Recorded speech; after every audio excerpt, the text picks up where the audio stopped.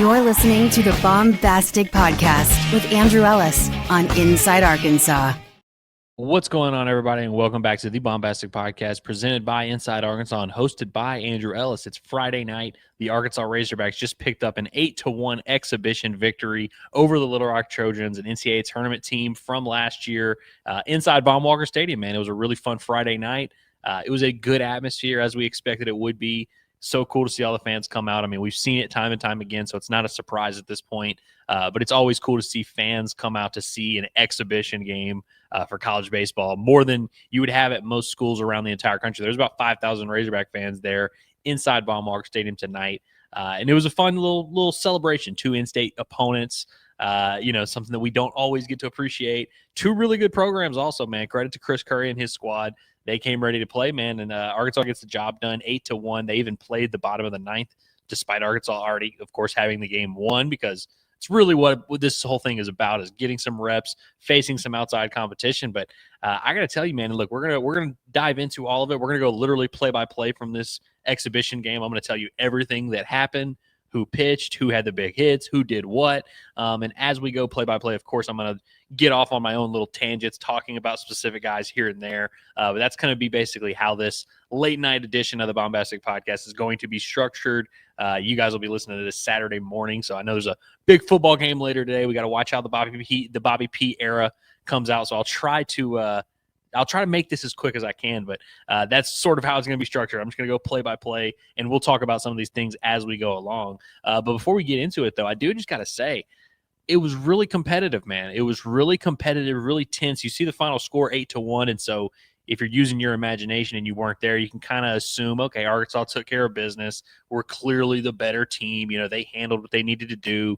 And to an extent, that is true. But I got to say, man, it was a lot more competitive and a lot closer and more tense than that final score indicates. Arkansas's first hit of the game wound up putting them up 4-0. And so if there was a while there, we were kind of waiting for this Arkansas offense to break through. They finally get a huge 2-out hit, and it puts them up 4-0.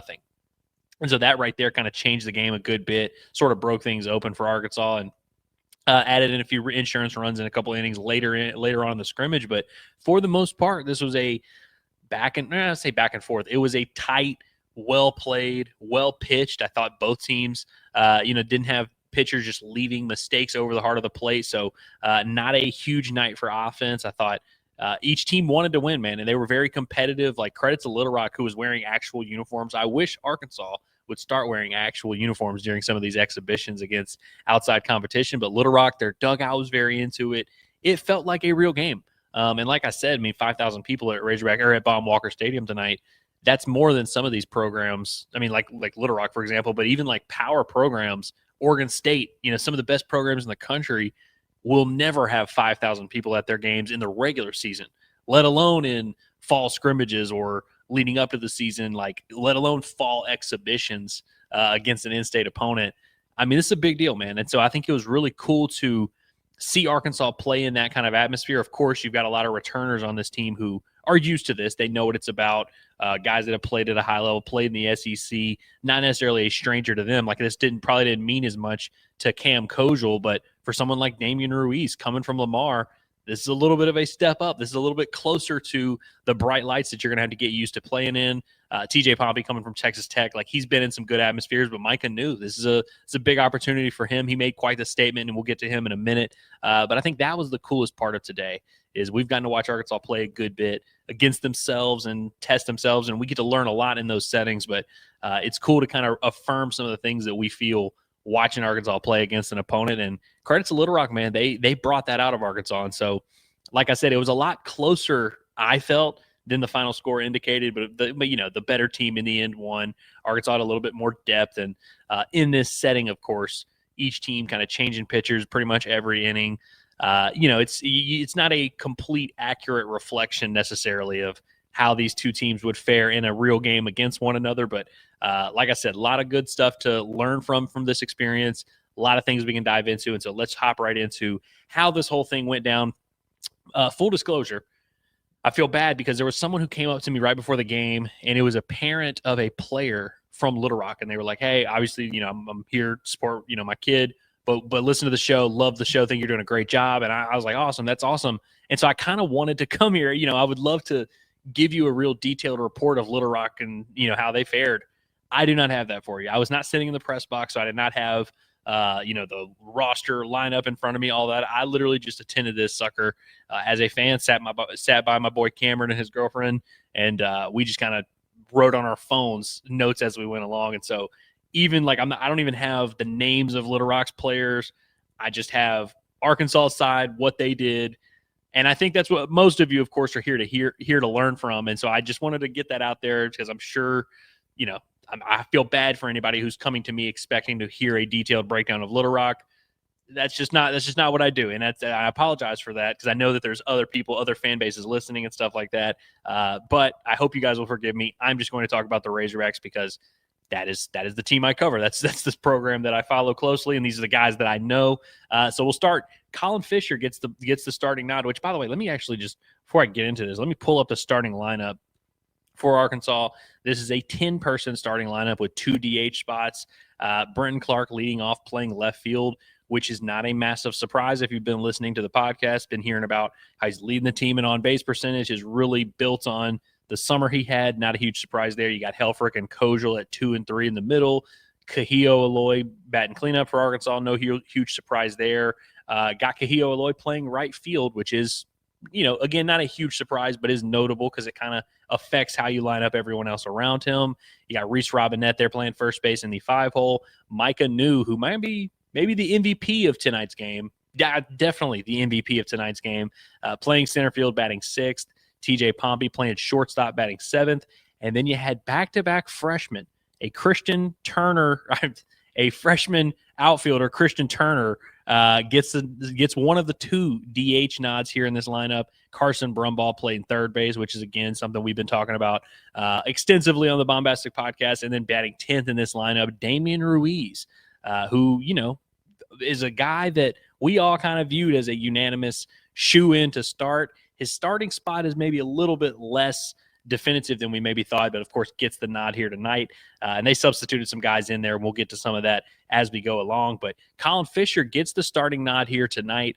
They mentioned the experience. Of course, he started plenty of games. I mean, he has started games as a freshman at Arkansas, started games as a sophomore at Arkansas. And so, of course, he's going to have an opportunity to start some games as a junior.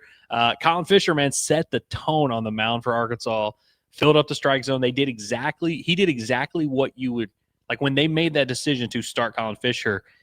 This outing that he had tonight was exactly what they had in mind. Fills up the strike zone, gets some easy ground balls, gets some swings and misses as well. I think he worked around 1 hit in 3 innings of work. We'll go through the play-by-play real quick, but did a really good job setting the tone. Looking forward to seeing if Cole Gibbler can match and follow suit tomorrow. But really good to see that out of a veteran guy who you're kind of him, Tate McGuire, Steele Eaves. These are some of these guys that are going to have to take a huge step forward for this Arkansas pitching staff to be what we all want it to be. Gets his afternoon started, starts the scrimmage with a strikeout, gets a swing and miss strikeout to start, then gets a ground ball to second base, and then a ground ball to TJ Pompey at shortstop. 1-2-3 first inning for Colin Fisher. Arkansas also goes 1-2-3 in the bottom of the first. 4-3 ground out, 4-3 ground out, 4-3 ground out. Arkansas, I guess you could say overly aggressive at the plate. None of the balls were hit particularly hard, I wouldn't say. Some of those, I think it was probably a 9-pitch inning, happened pretty quickly, so nothing crazy, but just 3 ground outs to start it off. Honestly, it took a while for this game to really pick up steam, and Daniel Shee at one point even texted me. I hope he doesn't feel upset about me saying this. Daniel Shee texted me at one point and called it a boring scrimmage. I'm just saying. This is early on. Took these offenses a while to get going. And then Colin Fisher comes out for the top of the second inning, gets a quick ground ball out to Reese Robinette. And then he allowed his 1 base hit. Actually, it's a lie. He gives up a second base hit in the third inning, but allows the first hit of the scrimmage. Was not hit particularly hard, but hit to center field, gets the first base runner of the game overall. Then he comes back with a strikeout and a ground ball to TJ Pompey, who made a nice little play coming in, had to kind of get the short hop a little bit, but made a nice play, made it look easy. He looked really good at shortstop tonight. I feel like that wasn't a massive storyline, not a huge surprise. He's been playing there for a good bit. We've kind of all understood he's a real option there, but the last few weeks, I feel like TJ Pompey has kind of leveled up his game defensively. at shortstop.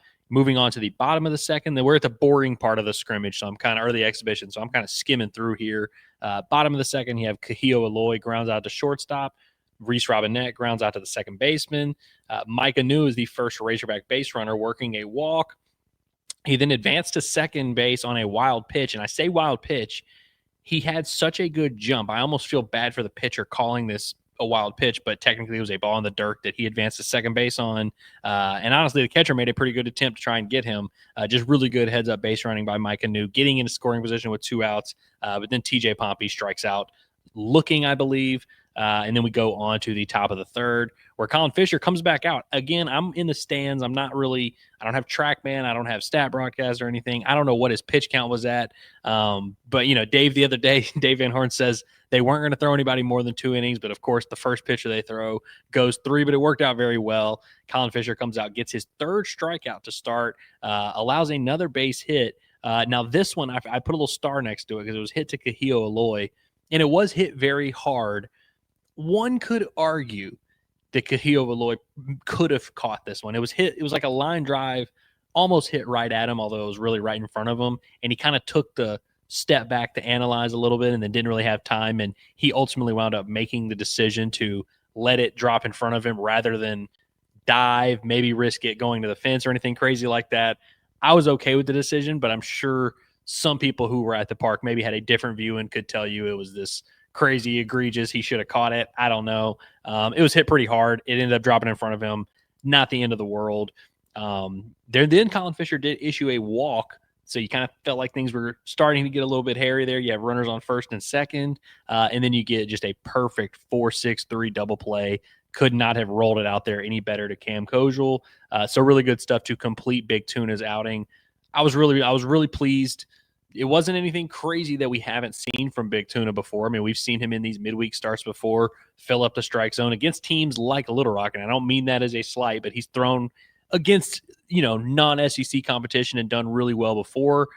Good to see him at home doing the same thing. It's a little bit different. Not to say that this game has more stakes than a normal midweek game, but it's a little bit different when it's a Friday night. You're the first guy on your team to get the ball, for this entire exhibition series. It's a big moment there. And I thought Big Tuna looked right at home. Really good stuff from him overall. You go on to the bottom of the third. Christian Turner ends up working a walk to start the inning, so you feel like maybe that'll get Arkansas going. He then steals second base, which is really cool. Carson Brumball goes down looking, and then Damian Ruiz, we have a strike him out, throw him out, swings at a high fastball, perfect pitch. If you're trying to throw a base runner out, it was a high fastball. It was like perfect for the catcher. Throws out Christian Turner, who was trying to steal third base. I can't remember what the count was. It was like 2-2. Ends up being a strike him out, throw him out, ends the inning there. So you have leadoff base runner who steals second base to inning over pretty quickly there. And this is about when you started hearing some murmurs of, oh, man, Arkansas, they don't have a hit yet. This is kind of interesting. It's 0-0. And not that it was like a hostile, tense crowd or anything like that, but we all kind of at that point were like, man, we're through 3 innings. Neither team scored. Arkansas doesn't have a hit yet. This is kind of interesting. And then right about that time, James DeCramer, the Oregon State transfer, comes out to toss the top of the fourth for Arkansas, gets a quick strikeout. I believe that was on a breaking pitch. He's got a really nice fastball that works well up in the zone, gets a swing and miss strikeout on what looked to be a slider. I don't know what breaking ball it is. He's throwing the angle I was at. I have no clue, no chance of picking that up. Then he issues a walk, hits a guy, and I just want the records to show Arkansas's hitless through 3 innings. You have runners on first and second, 1 out. Is it really going to work out? Is the vibe really going well? At this moment, I went to the concession stand line to get me something to eat because it was to switch up the vibes. Right as soon as I did that, it gets a quick pop out to the shortstop and then gets a ground ball to Reese Robinette to end the inning. And then right after that, Arkansas finally gets on the board in the bottom of the 4th inning. And it all happened, basically starting with walks. And now, so if I read you the play-by-play and you see a walk to Brenton Clark, a walk to Brendan Kleiman, who, if that name sounds weird, it's because he had to come into this game to play catcher for Ryder Helfrich, who was rushed to the emergency room, according to Dave Van Horn. Now, I know emergency room sounds really bad. We'll wait. I don't want to speculate. I don't want to really want to say too much on that. I know I'm kind of breaking weird news here. If you have not heard, Dave really was the one who broke the news. But yeah, Ryder Helfrich was pulled mid scrimmage, and I kind of didn't notice this in the moment until Brendan Kleiman came up to hit in Ryder Helfrich's spot, and I was like, that's a little interesting there. Turns out there, Ryder Helfrich took a ball. He was catching behind the plate, took a foul ball, and it hit him in a weird spot, according to Dave Van Horn, and they took him to the emergency room. I'm sure that was a precautionary thing. I don't know what that necessarily means, so I'm sure we will hear something about that later today, it being Saturday. We'll see, but did want to get that out there because I kind of forgot to address that early on. But anyways, back on track here. We're in the bottom of the fourth. Brenton Clark works a leadoff walk, and this is where the lineup turns over, of course. Brenton Clark works a leadoff walk. Kleiman, who's in there for Helfrich, he also works a walk. His actually might have been 4 pitches. And then Cam Kojal also works a walk. So you see that 3 straight walks, and you're like, okay, so Little Rock brought in a pitcher who was wild or something like that, right? It really wasn't that way. Again, the one to Kleiman, I think that one might have been like a 4 or 5 pitch walk. But Brenton Clark was like down in the count, 2 strikes, had to battle back, had to foul one off, had to lay off some tough ones, wound up working himself a walk, kind of earned it. Same thing with Cam Kojal. I believe it was like 1-2, maybe even 0-2 right off the bat, ends up working his way back into the count. So like a real tough, veteran, unselfish at-bat, I will add. And this is, I mentioned the competitiveness of the game and how I felt like that was good for Arkansas. This is about the stage in the game where you started to really feel that. Anytime Little Rock had a runner on, their dugout was very into it. You end up having the bases loaded right here, which all come through, tough, back and forth ABs, 3-2 counts, lot up in the air there. You can kind of feel that energy from both dugouts. Kahio Aloy comes up to the plate, ends up getting into one of those 3-2 counts, and he strikes out swinging at a slider, kind of was in between decisions, didn't really know what pitch he was getting, didn't know what pitch he was looking for, ends up kind of giving a little half-hearted swing through the zone. So a huge first out, and again, of course, the Little Rock dugout, they're loving it. And then Reese Robinette punches out looking, you guessed it, in a 3-2 count. And so I'm saying all this, all these 3-2 counts, walk, strikeout. It was a pretty stressful inning. This was back and forth, a lot of tension, a lot of energy here. And then Micah New gets right into a 3-2 count. And this was one, he goes down 1-2 right away, ends up fouling one off, takes a pitch, fouls another one off, gets an elevated fastball on the outer edge, goes the other way with it. According to the TrackMan, it was 103 miles per hour off the bat, 373 feet, cleared it was kind of hit to the right of the scoreboard. It wasn't over the scoreboard because it wasn't really hit directly at the scoreboard. It was kind of between the scoreboard and the performance facility out there in right field, but cleared with plenty of room to spare off the bat. You kind of knew it was gone, and obviously that got the crowd. The first runs of the game, first official Arkansas hit of the game, that was a huge swing there. TJ Pompey ends up being the third out of the inning, grinding out to the pitcher, but Arkansas had a 4-0 lead and sort of allowed everyone in the building to exhale a little bit. Little Rock does answer right away. We're in the top of the 5th now, and Cooper Dossett, the local hometown product who's working his way back from injury for Arkansas, he comes in to throw the top of the 5th and does end up allowing the 1 run from an Arkansas pitcher today. I got to say, I thought Cooper Dossett looked awesome, and he's it's been a familiar story with his fall where he's, getting a lot of swings and misses. The stuff looks really good. You can tell he's throwing hard. The command has been very, very hit or miss in his return to injury, which is somewhat to be expected. He had some scrimmages early on where it'd be like 3 or 4 walks in 1 inning. In this outing, he walks 2 and does allow a bloop single, which eventually led to having the bases loaded, 1 out, ends up getting a sac fly, which brings home the first Little Rock run of the game. But Cooper Dossett was throwing some seeds up there, man. Like I know it's kind of weird to come away encouraged by an outing where he allowed 3 base runners and allowed the 1 run by an Arkansas pitcher tonight. But Cooper Dossett, he's going to end up having a role for this team, man. Like, he's got really good stuff. Older guy, got some experience. Nobody works harder than that guy. Like, I'm still very much pro Cooper Dossett, despite him giving up a run in this game.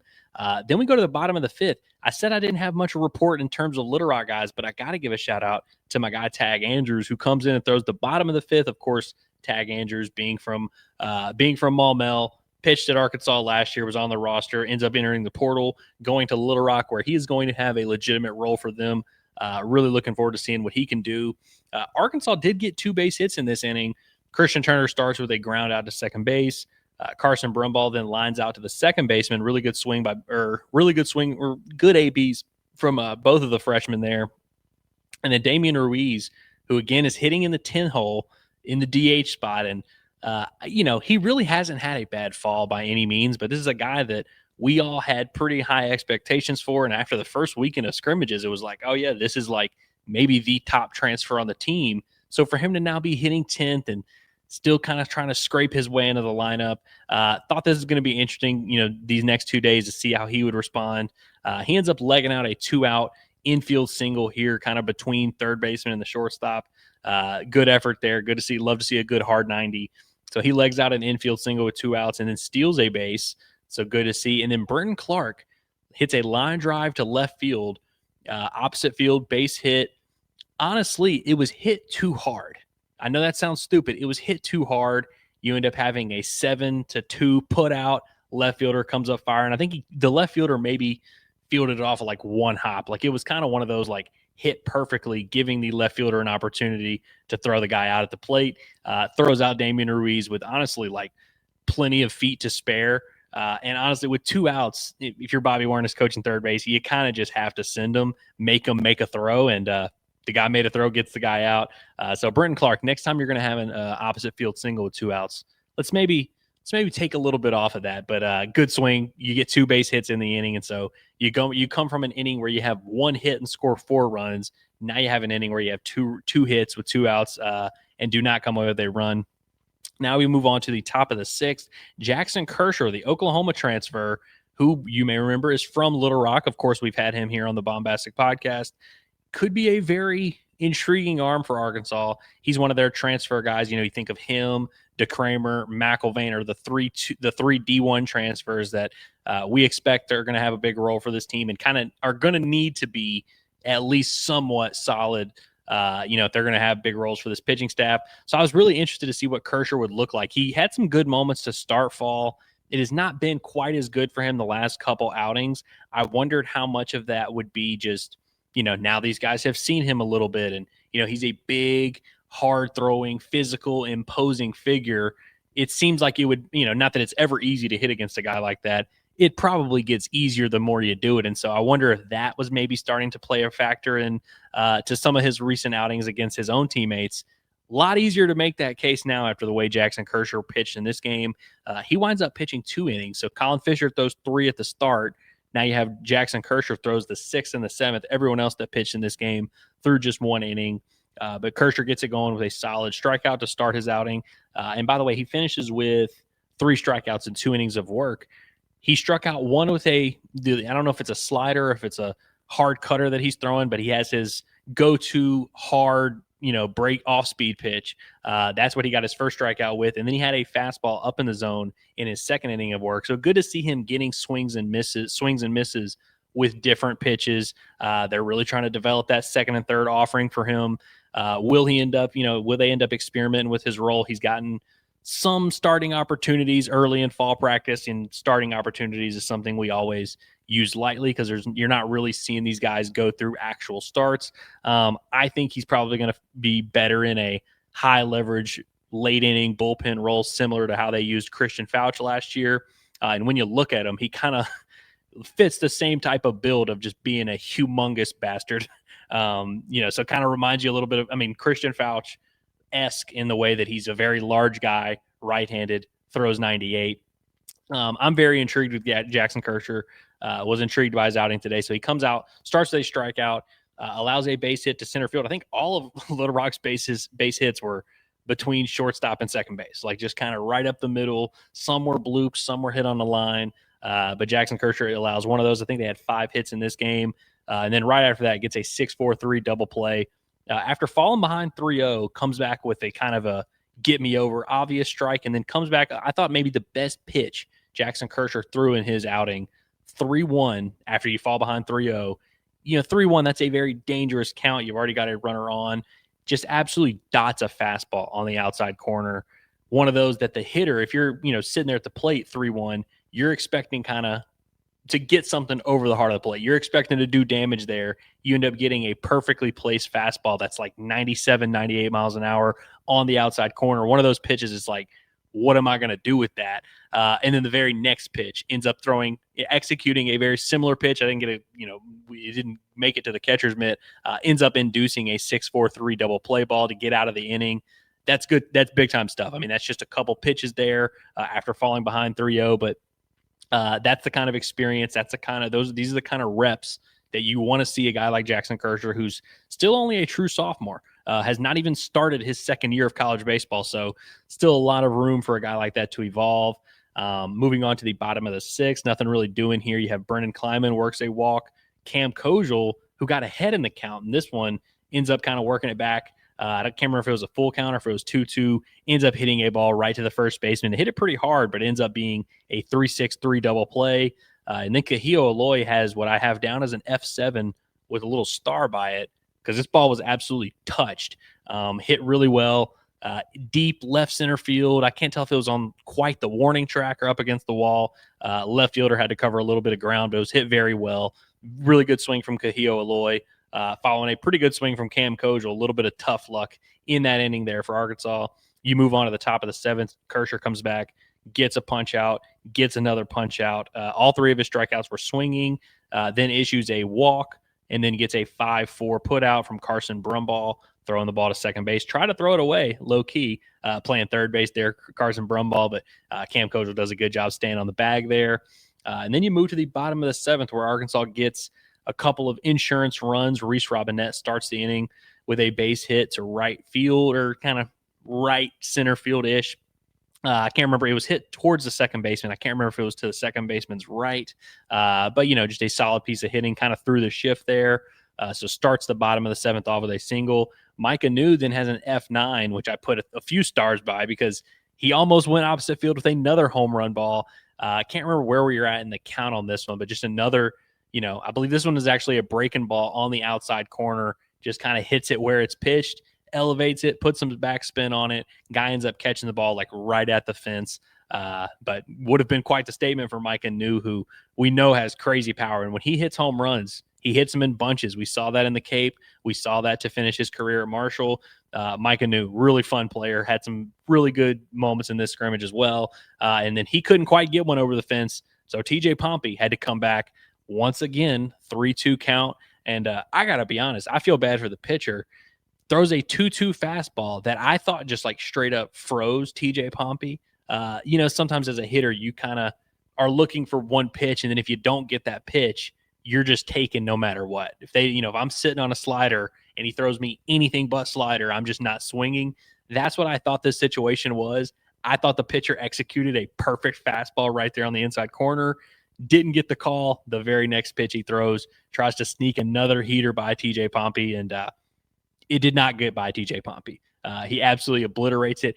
First home run of the fall for TJ Pompey, which is kind of surprising considering this is a guy that hit 10 home runs as a freshman at Texas Tech. And then last year he got injured 19 games into the year, but was on a tear to start the year, was hitting 350 with 5 home runs already. So he's a guy that hit 10 home runs as a freshman, seemed to be on track for much more than that, like closer to 15, 20 range as a sophomore. So now coming to Arkansas, and most of Arkansas's transfers historically up their power production. So TJ Pompey's a guy that, in a nutshell, I can kind of see an argument for him being a 20-plus home run type of threat.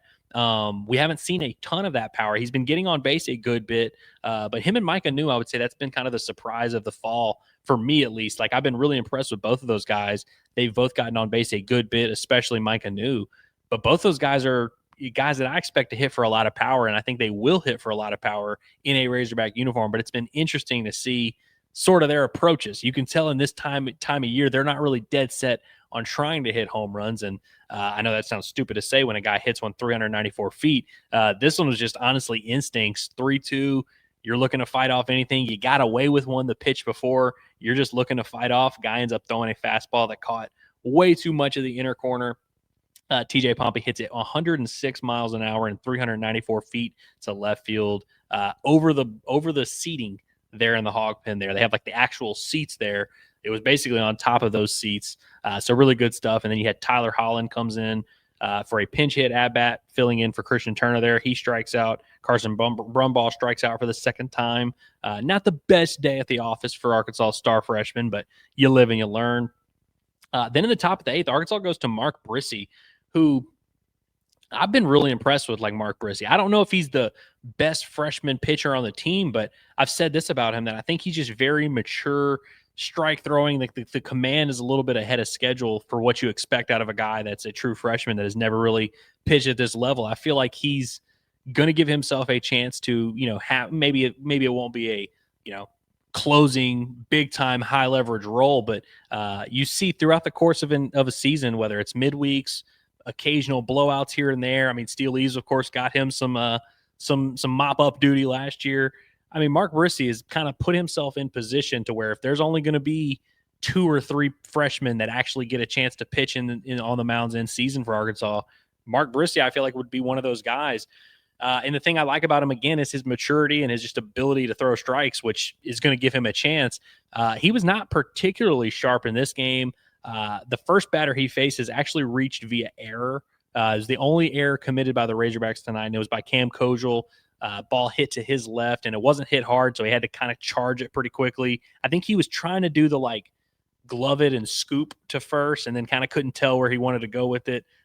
You could also maybe argue it should have been an infield single because it was hit softly. He needed to make a play pretty quickly.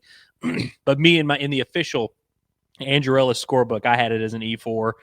Then comes back, Mark Brissy comes back with a painted fastball on the outside edge, gets a strikeout, then allows a base hit, another base hit that was right up the middle. And then you get a 5U put out, unassisted put out to Carson Brumbaugh, who runners on first and second. They hit a ball to him. He ends up just tagging the guy that basically ran into him there at third base. And then with 2 outs and 2 runners on base, Brissy gets a line drive. Maybe the one mistake he really threw this inning was hit pretty hard. Left-handed hitter goes oppo with it. Brenton Clark in left field makes a really nice play. I thought maybe the best and most impactful defensive play of the night. Brenton Clark does a good job. And he's, by the way, been playing left field and right field for Arkansas in fall scrimmages because it's depending on what they're going to do with Kahio Aloy. He kind of needs to be prepared for do both. This was a good sign for that. Gets to the fence, makes the catch with plenty of time. Really appreciated that for Brenton Clark, cleaning up the stat line for Mark Brissy there. Although I guess one of those runs would have been unearned. Whatever. We move on to the bottom of the 8th, and I believe Arkansas gets a couple more insurance runs here. So Zach Stewart comes in to pinch hit. Works a walk. By the way, Zach Stewart, the Missouri State transfer, don't give up on Zach Stewart just yet. I know he's not in the lineup. I know that Brenton Clark is the guy that we all love, and for very good reason. Damian Ruiz is a guy that we give a lot of benefit of the doubt to for very good reason. Obviously, Kahio Aloy is going to play a lot. Of course, Micah New's been very good. There's a pecking order, and I'm not saying Zach Stewart is not in the right spot. I mean, these guys have performed better, but I still think there's opportunities there for Zach Stewart to get some at-bats, left-handed guy with a lot of experience, a lot of power. I mean, listen, this is a guy that's played a lot of baseball, and I think there's a role for him somewhere. It might not be the role that he envisioned when he first came to Arkansas, but don't give up on Zach Stewart just yet. Then following him after his leadoff walk, Brenton Clark does not reach with what I ruled a sacrifice because they moved the runner over to second base. There was nobody out. He was trying to bunt his way for a hit, which he tried to do earlier in the game before he had his 2-out single. He's tried to, if he sees that third baseman back, he's not afraid to lay that bunt down. He's done that a few times this fall. Brenton Clark just does a little bit of everything, man. We'll work a walk. We'll get on base, start the inning strong for you, can lay one down if you're not too careful. You just kind of brings a different skill set that I feel like this lineup could always use. Carter Rutenbar comes in to catch and gets an at-bat. He draws a 4-pitch walk. And a reminder that the 2 catchers played because Ryder Helfrich was rushed to the ER because he got hit in a weird spot, according to Dave Van Horn. I hope I'm not trying to make light of the situation. It's just kind of jarring. And the way that Dave slipped it in, Dave has a little bit of a comedic timing sometimes when he's giving those press conferences, and he was talking to Daniel Shee, and he just kind of casually threw in, Ryder, I don't know how he is. We'll have to check him out when he gets back from the ER. And it was I couldn't tell if he was like obviously wasn't joking, but Dave seemed more annoyed by it than he seemed concerned by it. That was just my early read on it. I really hope that later today we don't find out there was like this crazy serious thing, but I think it's going to be something that in like 2 months we look back and laugh on. But anyway, moving on, we've now got runners on first and second with 1 out after the sack bunt and the 2 walks. Cam Kojal winds up striking out, and then Cahillo, not Vahiva Aloy, Cahillo Aloy reaches with what I deemed a single, a 2-run single, hits a ball up the middle. And if with Cahillo Aloy, the infield is always shifted a little bit weird. He hits for power the other way, but he doesn't hit the ball on the ground the other way. So the infield was kind of shifted weird. He hits it right in between second baseman and shortstop where they were playing. They kind of converged to try and make the play. It was going to be an infield single no matter what. They kind of booted the ball around, which allowed the second run to score. So I could see a case for single and error, but it was definitely going to be a hit. Like, this was not just a straight up E6. I'm giving Cahillo Aloy a 2-run single just for the fall ball archives. And then Reese Robinette strikes out. The final pitcher that I saw throw was for Arkansas freshman from Springdale, Luke Cornelison, who's been doing a little bit of everything for Arkansas. Been playing some third base, been playing some first base, getting a lot of ABs, has also had some outings on the mound. So a talented kid, two-way kid, and seems like his best path to actually playing as a freshman at Arkansas is going to be on the mound. And boy, he was impressive, man. He really made a nice case for himself. I've only seen him throw in person once, and I honestly, off the top of my head, don't remember what he did. I'm sure he pitched fine. I just don't remember it, and that's not. I'm not knocking the kid. I just genuinely don't remember it. Like, I'd have to really go back and look at the numbers and see what he did. I think it was only maybe 1 or 2 innings that he had thrown before this. I'd been seeing him play a lot at third base, play a lot at first base. So I was actually kind of intrigued to watch him throw. We didn't have the TrackMan. We didn't have the velocity. Seemed like the dude was chunking, and he ends up getting 3 strikeouts, did allow an opposite field base hit for the 5th and final hit for Little Rock on the evening. But worked around it easily, gets 3 swinging strikeouts, just peppering fastballs at the top of the zone. Uncle Chuck was in town for the weekend as well. I mean, he looked really good in his 1 inning of work. I'm very intrigued. I wonder if, of course, he was getting some ABs, getting a lot of work as a position player, getting a look there. I wonder if over Christmas break, if maybe he decides, okay, I'm going to go all in on this pitching thing. Luke Cornelison could be kind of a dark horse freshman pitcher for Arkansas. I really liked what I saw from him tonight. I liked what I saw from a lot of Razorbacks, man. So to wrap it all up, I thought it was very good for Arkansas's pitching staff. I mean, for a group that we're kind of worried, do they really have enough pitching? Do they really have the same depth?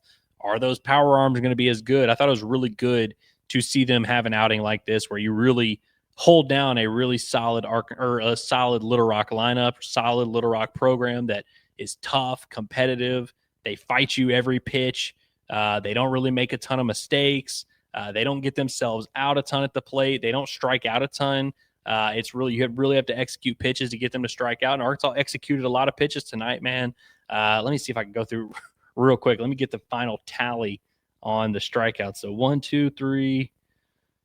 Let's see. 1, 2, 3, 4, 5, 6, 7, 8, 9. I'm counting strikeouts here for Arkansas. 10, 11, 12 strikeouts and 9 innings of work for Arkansas's pitching staff. That is just based on a quick scan of my own work here. But that's pretty good stuff, man. Only had the 1 run, 5 base hits, none of which were like smoked necessarily. Like, I think the hardest hit ball of the night honestly might have been that one against Brissy where Brenton Clark made the play. I thought Arkansas was the better team in this setting. Had more depth, their pitchers. I feel like Arkansas could have rattled off, and we didn't even see some of Arkansas's top arms, like an Ethan McIlvain, like a Steele Leaves, like, of course, a Cole Gibbler who's going to start for Arkansas tomorrow or later today. I thought it was a really good showing for Arkansas.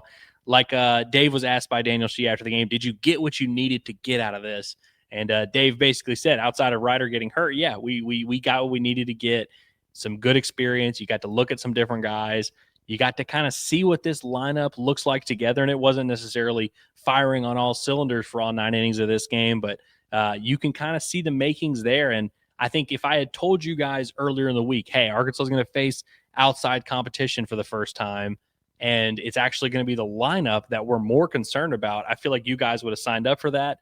We keep flip-flopping on this because I remember a year ago feeling the exact opposite, where I was like, man, if I had told you guys that the lineup was going to look awesome against Oklahoma State, you would have all signed up for that. And so the lineup kind of had to scratch and claw and work some walks and be patient at the plate and grind for their runs tonight. But the pitching staff made it look easy against Little Rock, man, which I think is a good sign, and we'll see how they look tomorrow. I mentioned the pitching a little bit, and by the way, just a programming note for those of you. I don't know how many of you are even going to be watching this with there being a football game later today. I will be at the scrimmage later today when Arkansas plays DBU. That scrimmage gets going at 1:00, and then we have our watch party that we're doing from Go Lab Red. Which again, if you're watching this and it's pregame, Arkansas has not played football yet, pull up at Goat Lab Red, watch the game with us. We're going to have a great time there in Fayetteville, eating some wings. They've got the cool discount wings going on. It's a really good time, really good atmosphere to watch a Razorback game. But I say all that to say I'm going to have to leave the Dallas Baptist scrimmage at 2:30-ish range. So I'll be able to see the first 4 or 5 innings for sure. We'll probably get to see all of Cole Gibbler's outing, which I'm looking forward to seeing. I got to meet some of his family tonight. I got to meet a lot of family tonight, a lot of families tonight. A lot of people were congratulating me on my engagement, which was awesome. It was really cool. It's always cool to go to Baum, but it's never going to get old going to Baum and knowing that that's where I got engaged at. It's always going to be a special place for me for a lot of reasons, but it's always kind of got an extra little thing there. But again, I'm rambling, but I say all this to say it won't be like the recap I just gave you, very detailed, play-by-play. I'm not going to have that for the Dallas Baptist game because I'm going to have to leave at some point to go to our watch party at Go Lab Red. But, of course, we're still going to have a reaction to that, still going to have coverage of that. Our boy intern Cameron will be there, so follow him on Twitter for some of those updates. And we'll, of course, be back on Sunday, be back on Monday to recap everything. And, by the way, I also spoke to a former Hog, a former fan favorite Hog at the game tonight. May or may not have something in the works in terms of a potential guest, potential interview for the pod. I'm looking forward to sharing that with you guys here soon. So I hope you enjoyed this edition. It's late night. I'm kind of delirious here. Got a big day of work ahead of us tomorrow. And then, of course, a big trip to Hot Springs on Sunday. So we got all the Razorback athletics going, football, basketball, baseball. But you know my wheelhouse is always going to be baseball. So enjoyed getting a first look at our Diamond Hogs against some outside competition. It went pretty well. Although I got to be honest, it was not the smackdown and the, stuffing in the locker that I maybe had envisioned, but I'm not going to complain about an 8-1 victory. Thought it was a really encouraging night for a lot of Arkansas's top arms, and hope you enjoyed this recap, man. If you have any other questions or any comments, clarification, I'm an open book. I look forward to continuing to dissect this Razorback football or Razorback baseball team. And now that fall ball is coming to a close, I'm going to be relying on you guys to hear what you guys want to talk about, what you feel like we need to discuss, and kind of reassessing everything about the program as we come to a close in fall practice. So I'm going to get out of here. I'm going to go to sleep. And you guys, I hope you were getting geared up for the beginning of the Bobby P 2.0 era at Arkansas. And make sure if you can't make it out to Go Lab Red, make sure you come check out. We'll be live on YouTube throughout the entire game. So if you're bored during the game, just throw on YouTube and listen to us, hang out with us. It'll be like we're in the living room there with you. So I'm going to get out of here. You guys have a good one. It's been another brilliant edition of the Baumbastic Podcast. I will see you guys very soon.